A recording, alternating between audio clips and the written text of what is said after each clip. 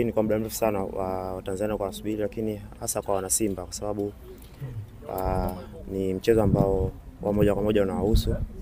Kwa hiyo jukumu ambalo lipo mbele yetu sisi kama wachezaji kuhakikisha kwamba tunakwenda kucheza huo mchezo katika hali ambayo ni ya kujiandaa vizuri kuhakikisha kwamba tunabakisha kombe nyumbani. Mpaka tunapozungumza bado kuna siku mbili. Tuambie hali yenu au kuelekea hiyo siku ya Jumapili. Bado tunaendelea na maandalizi kama mnavyoona, bado tupo kwenye session leo tena. Tunaendelea na maandalizi yetu na naamini maandalizi ambayo tunayafanya ni mazuri na nikuhakikishie kwamba tutaenda kucheza mchezo wa finali tukiwa katika hali nzuri kuhakikisha kwamba tunabakisha kombe nyumbani. Mlipoteza mchezo wa kwanza pale Morocco. Tuambie mmebeba ujumbe gani? Mmebeba nini mioyoni mwenu kuelekea kwenye mchezo wa Jumapili? Kwetu sisi kama wachezaji tunachukulia zile ni dakika 45 za kwanza, lakini tuna dakika 45 za pili tukiwa nyumbani kwetu.